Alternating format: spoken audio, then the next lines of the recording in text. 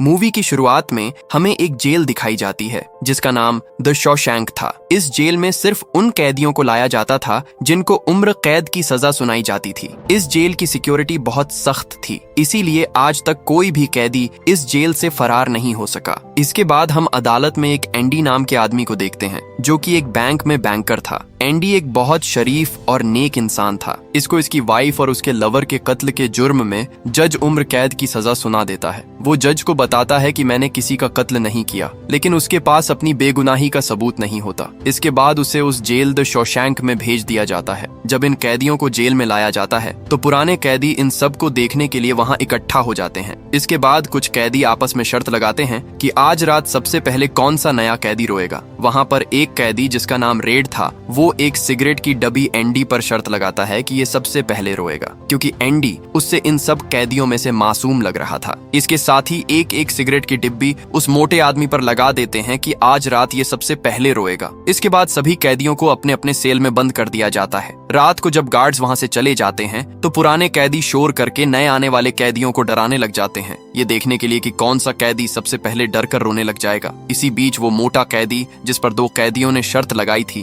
वो पुराने कैदियों का शोर सुनकर डर जाता है और रोने लगता है। मोटे को रोता देखकर सारे कैदी हंसने लगते हैं। कैदियों का शोर सुनकर गार्ड्स वहां वापस आ जाते हैं और वो उस मोटे कैदी को चुप करवाते हैं। जब वो चुप नहीं करता तो वो उसको बाहर निकालकर बुरी तरह मारते हैं। अगले दिन सुबह खाना खाते वक्त रेड अपने साथी को एक सिगरेट की डिब्बी दे देता है, क्योंकि वो एंडी पर लगाई हुई शर्त हार चुका था। दूसरा कैदी जिसने उस मोटे कैदी पर शर्त लगाई थी वो जीत जाता है। अगले दिन एंडी रेड के पास जाता है और उससे कहता है कि मैंने सुना है कि तुम बाहर से चीजें मंगवा कर कैदियों को ला कर देते हो। तो रेड कहता है, हाँ मैं कुछ भी मंगवा सकता हूँ, बस हथियार जैसी चीजों को छोड़कर। बताओ तुम्हें क्या चाहिए। एंडी उससे कहता है कि मुझे एक हथौड़ी चाहिए, जिस पर रेड पूछता है कि तुमने हथौड़ी क्यों मंगवानी है? क्या तुम किसी को मारने वाले हो जेल में, या हथौड़ी से सुरंग खोदकर इस जेल से भागने का सोच रहे हो? तो एंडी बताता है कि वो हथौड़ी इतनी छोटी है कि अगर मैं सुरंग खोदने भी लग गया तो 600 साल लग जाएंगे यहाँ से भागने में। इस पर रेड हंसने लग जाता है। एंडी कहता है कि मैं यहाँ किसी को मारने नहीं आया, मेरा यहाँ कोई दुश्मन नहीं है। इसके बाद रेड उसे बताता है कि ये जो सामने 3 कैदी हैं, इनसे बचकर रहना। ये यहाँ हर नए आने वाले कैदी के साथ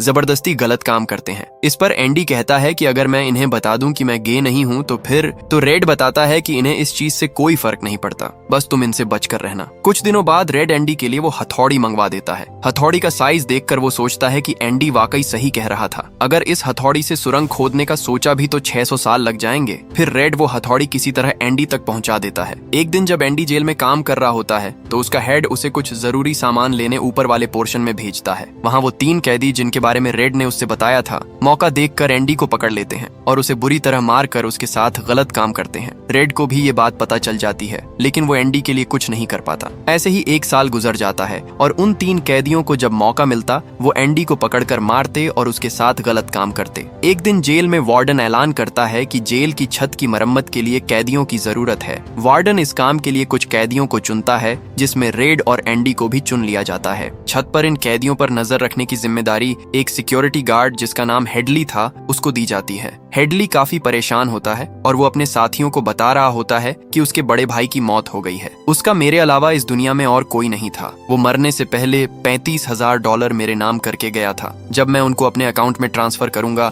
तो सरकार सारा पैसा टैक्स की सूरत में काट लेगी। एंडी उसकी सारी बातें सुन लेता है और वो हेडली के पास जाकर उससे कहता है, क्या तुम्हें अपनी बीवी पर भरोसा है? जिस पर हेडली को बहुत गुस्सा आ जाता है। वो एंडी को पकड़कर छत से नीचे फेंकने वाला होता है कि तभी एंडी बताता है कि अगर तुम अपनी बीवी पर भरोसा करते हो तो तुम अपने भाई के पैसे अपनी बीवी के अकाउंट में ट्रांसफर कर सकते हो। सरकार का एक रूल है कि कोई भी आदमी अपनी बीवी को $50,000 तक गिफ्ट कर सकता है, जिस पर कोई टैक्स नहीं होता। जब हेडली उससे पूछता है कि तुम्हें ये सब कैसे पता, तो एंडी बताता है कि मैं एक बैंक में मैनेजर था और मुझे हर चीज का पता है कि कैसे टैक्स से बचा जा सकता है। इसके बाद वो ये भी कहता है कि बाहर से अगर तुम किसी वकील से ये काम करवाओगे तो वो तुमसे बहुत पैसे ले लेगा, लेकिन मैं तुम्हारा ये काम फ्री में करूंगा। हेडली उससे पूछता है कि बदले में तुम्हें क्या चाहिए, तो एंडी कहता है कि मुझे कुछ नहीं चाहिए। अगर तुम्हारा काम हो गया तो बस तुम मेरे साथी कैदियों को बियर पिला देना। अगले दिन वो सब छत पर बियर का मजा ले रहे थे। मतलब एंडी ने हेडली का काम कर दिया था। वो खुद बियर नहीं पीता, बस दूर बैठकर अपने साथियों को बियर पीते देखकर खुश होता है। उसके साथी कैदी भी बहुत खुश थे क्योंकि बियर जेल में अलाउड नहीं थी। एंडी की वजह से वो बियर का मजा ले पा रहे थे। समय गुजरने के साथ साथ रेड और एंडी की दोस्ती काफी गहरी हो जाती है। तो रेड एंडी से पूछता है कि तुमने खून क्यों किया। एंडी बताता है कि मैंने किसी का खून नहीं किया, मैं बेगुनाह था। जिस पर रेड बताता है कि सभी कैदी ऐसे ही कहते हैं कि वो बेगुनाह हैं। अगले दिन जब सभी कैदियों को फिल्म दिखाई जाती है तो एंडी रेड के पास आता है और उससे बताता है कि ये एक्ट्रेस मेरी फेवरेट है, मैंने इसकी बहुत सारी मूवीज देखी हैं, क्या तुम मेरे लिए बाहर से इसका एक पोस्टर मंगवा कर दे सकते हो। रेड के लिए ये काम मुश्किल नहीं था, इसलिए वो हाँ कर देता है। जब एंडी बाहर जा रहा था तो वो 3 कैदी फिर से एंडी को घेर लेते हैं। एंडी मौका देखकर उनके हेड जिसका नाम बोग्स था उस पर हमला कर देता है, जिसके बाद वो एंडी को बहुत मारते हैं, जिसकी वजह से एंडी को 2 महीनों के लिए हॉस्पिटल जाना पड़ता है। और बोग्स जिसने एंडी को मारा था उसको 2 हफ्तों के लिए एक छोटी सी कोठड़ी में बंद कर दिया जाता है। कोठड़ी से आजाद होने के बाद जब बोग्स वापस अपने सेल में आता है तो वहाँ सिक्योरिटी गार्ड उसका इंतजार कर रहा था। उसे पता चल गया था कि ये एंडी के साथ गलत काम करता था और इसी ने उसको हॉस्पिटल पहुंचाया है। गार्ड बोग्स को मार मार कर उसकी हड्डियां तोड़ देता है और उसे हमेशा के लिए हॉस्पिटल पहुंचा देता है। इधर रेड अपने साथियों से कहता है कि एंडी हॉस्पिटल से वापस आने वाला है, हमें उसके वेलकम के लिए कुछ स्पेशल करना चाहिए। एंडी जब हॉस्पिटल से वापस आता है तो उसे वहाँ उसी एक्ट्रेस का पोस्टर मिलता है जिसे वो पसंद करता था। ये रेड की तरफ से एंडी के लिए एक वेलकम गिफ्ट था। अगले दिन जेल का वार्डन सिक्योरिटी गार्ड्स के साथ कैदियों की तलाशी लेने वहाँ आता है। असल में तलाशी तो एक बहाना था। सिक्योरिटी गार्ड ने वार्डन को बताया था कि किस तरह एंडी ने उसके $35,000 का टैक्स बचाया था, इसीलिए वार्डन एंडी से मिलना चाहता था। एंडी के सेल में उस एक्ट्रेस का पोस्टर देखकर वार्डन कहता है कि वैसे तो मैं ये सब अपनी जेल में अलाउड नहीं करता, लेकिन कभी कभार नजरअंदाज किया जा सकता है। जाते वक्त वो एंडी को बाइबल देता है और कहता है कि मुक्ति इसी में है। अगले दिन वो एंडी को अपने ऑफिस बुलाता है और पूछता है, क्या तुम्हें जेल की फैक्ट्री में मेहनत करना अच्छा लगता है। एंडी कहता है कि नहीं सर, बिल्कुल नहीं। तो वार्डन कहता है कि तुम्हारे जैसे पढ़े लिखे आदमी के लिए हमारे पास एक बेहतर काम है। वार्डन उसे जेल की लाइब्रेरी का असिस्टेंट बना देता है। लाइब्रेरी में एंडी का साथी एक 50 साल का बूढ़ा आदमी होता है जिसका नाम ब्रूक्स था। कुछ देर बाद वो गार्ड जिसका एंडी ने टैक्स बचाया था एक दूसरे ऑफिसर को साथ लेकर एंडी के पास आता है। इस ऑफिसर का भी टैक्स का मसला था जिसे एंडी कुछ ही समय में हल कर देता है। अब जैसे जैसे समय गुजरता जाता है एंडी का काम बढ़ता चला जाता है। जिस भी ऑफिसर का कोई टैक्स का मसला होता तो वो एंडी से काम करवा लेता था। काम इतना ज्यादा बढ़ जाता है कि एंडी को एक असिस्टेंट रखने की जरूरत पड़ती है, तो वो अपने दोस्त रेड को अपने साथ रख लेता है। एक दिन ब्रूक्स एक कैदी को बिना वजह मारने वाला होता है, तो एंडी वहां आकर ब्रूक्स को शांत करता है। असल में सरकार ने ब्रूक्स की सजा माफ कर दी थी। आज उसे जेल में पूरे 55 साल हो चुके थे। उसने अपनी सारी जिंदगी इस जेल में गुजारी थी और अब वो बाहर नहीं जाना चाहता था। अब ये जेल ही उसकी दुनिया थी। जब वो जेल से बाहर आता है तो उसे बाहर की दुनिया बहुत अजीब लगती है। 50 सालों में बाहर की दुनिया बहुत बदल चुकी थी। पहले जब रोड पर सिर्फ 1-2 गाड़ियां होती थीं, लेकिन अब हर किसी के पास कार है। सरकार ब्रूक्स को रहने के लिए एक घर और नौकरी भी देती है, लेकिन वो ठीक से काम भी नहीं कर पाता क्योंकि वो अब इसके लिए बहुत बूढ़ा हो चुका था। उसे बाहर की दुनिया बिल्कुल भी अच्छी नहीं लगती। उसे हर वक्त जेल की याद आती थी। वो किसी तरह बस उस जेल में वापस जाना चाहता था। वो ऐसी दुनिया में जीना नहीं चाहता था, इसलिए वो अपनी जान दे देता है। उसके साथियों को भी उसके मरने की खबर मिल जाती है, जिससे सभी बहुत इमोशनल हो जाते हैं। अगले दिन जेल में वार्डन नया प्रोग्राम शुरू करता है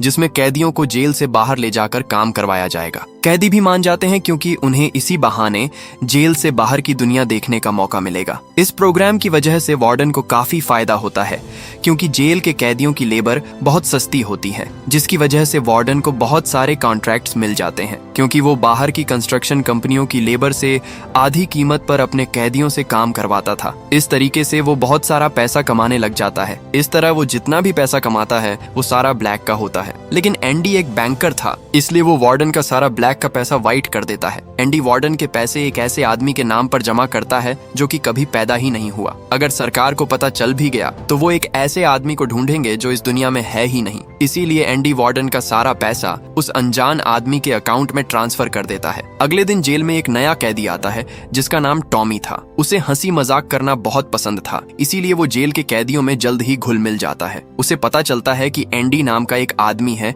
जिसने कई लोगों की मदद की है, तो वो एंडी के पास आता है और उससे कहता है कि मैं अपनी कॉलेज की पढ़ाई पूरी करना चाहता हूँ ताकि इस जेल से निकलने के बाद एक अच्छी जिंदगी गुजार सकूं। इसमें एंडी उसकी काफी मदद करता है और उसे पढ़ाता है। इसके बाद टॉमी रेड के पास जाता है और उससे पूछता है कि एंडी एक पढ़ा लिखा आदमी है, वो इस जेल में कैसे आया। तो रेड बताता है कि उसे उसकी वाइफ और उसके लवर को मारने के जुर्म में उम्र कैद की सजा हुई थी। एंडी एक बहुत बड़ा बैंकर था। ये सुनकर टॉमी बहुत हैरान होता है। अगले दिन वो एंडी और रेड के पास जाता है और उन्हें बताता है कि एक बार वो चोरी के जुर्म में एक जेल गया था। वहाँ उसे एक और कैदी मिला था जिसने टॉमी को बताया कि एक रात वो एक घर में चोरी करने गया तो घर का मालिक जाग गया तो कैदी ने उसको और उसकी वाइफ दोनों को मार दिया। कुछ दिनों बाद पता चला कि वो हस्बैंड वाइफ नहीं थे, बल्कि वो लड़की एक बहुत बड़े बैंकर की बीवी थी। इसके बाद उस बैंकर को अपनी बीवी और उसके लवर को मारने के झूठे केस में उम्र कैद की सजा हो गई। ये सुनकर एंडी चौंक जाता है और सीधा वार्डन के पास जाकर ये सारी स्टोरी बताता है। यहाँ हमें पता चलता है कि एंडी बेगुनाह था, लेकिन वार्डन जानबूझकर एंडी की बात का यकीन नहीं करता। असल में एंडी ही वो आदमी था जो वार्डन के सारे ब्लैक मनी को व्हाइट में बदलता है और वार्डन के सारे राज जानता है। अगर एंडी जेल से बाहर चला गया और उसने किसी को वार्डन के ब्लैक मनी के बारे में बता दिया तो वार्डन बुरी तरह फंस जाएगा। इसीलिए वार्डन कहता है कि ये सब झूठी कहानी है,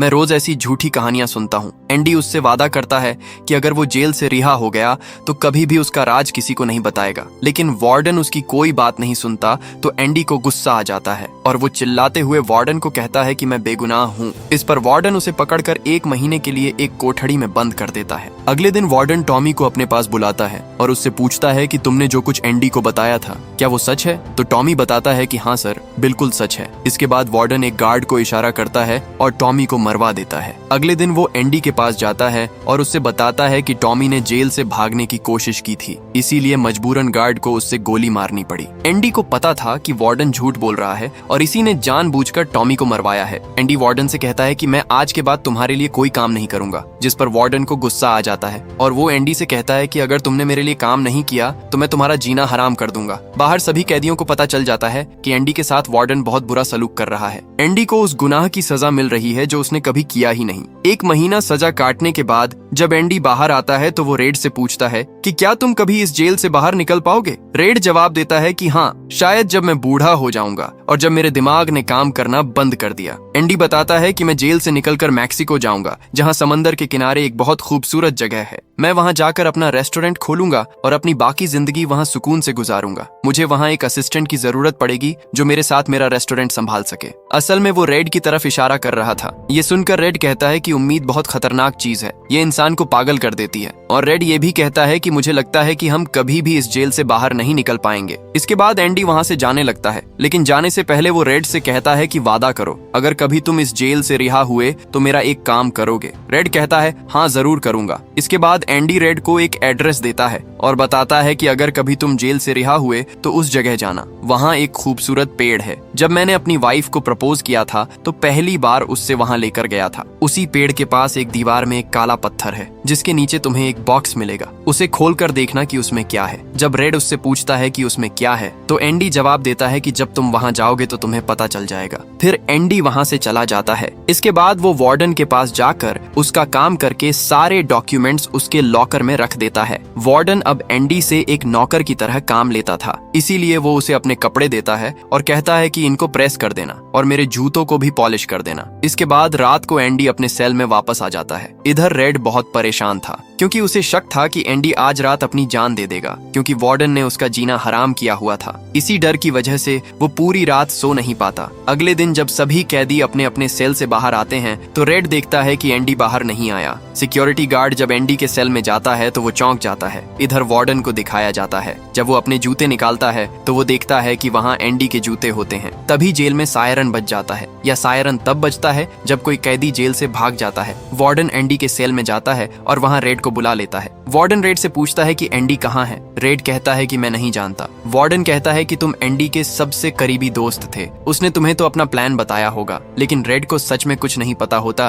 कि एंडी कहाँ गया। इस पर वार्डन को बहुत गुस्सा आ जाता है और वो कहता है कि एंडी कोई भूत तो नहीं था जो यहाँ से गायब हो गया। वार्डन को गार्ड्स पर भी गुस्सा आता है कि तुम लोग कहाँ थे जब एंडी यहाँ से भागा। उसके हाथ में जो पत्थर थे वो गुस्से में उनकी तरफ फेंकता है और एक पत्थर वो उस दीवार पर लगे पोस्टर पर भी मारता है। पत्थर पोस्टर के आर पार हो जाता है। जब वार्डन उसमें अपनी उंगली डालता है तो वो देखता है कि एंडी वहां से एक सुरंग खोदकर भाग चुका था। ये देखकर सब हैरान रह जाते हैं कि इतनी मजबूत दीवार में बिना मशीन के सुरंग बनाना नामुमकिन था, लेकिन एंडी नामुमकिन को मुमकिन करके वहां से फरार हो चुका था। गार्ड्स जब एंडी को ढूंढ रहे होते हैं तो उन्हें एंडी के पुराने कपड़े और वो हथौड़ी मिल जाती है जो 20 साल पहले एंडी ने रेड से मंगवाई थी। उसने 20 साल लगाकर इस हथौड़ी से उस दीवार में सुरंग बनाई थी। उसने यह काम इतने ख्याल से किया कि कभी किसी को एंडी पर शक भी नहीं हुआ। दीवार से जो मिट्टी निकलती थी वो उसे अपनी पैंट की जेब में भरकर ग्राउंड में बिखेर देता था। एंडी ने आखिरी बार जब वार्डन के लिए काम किया था तो वो उसके सारे ब्लैक मनी के डॉक्यूमेंट्स अपने पास रख लेता है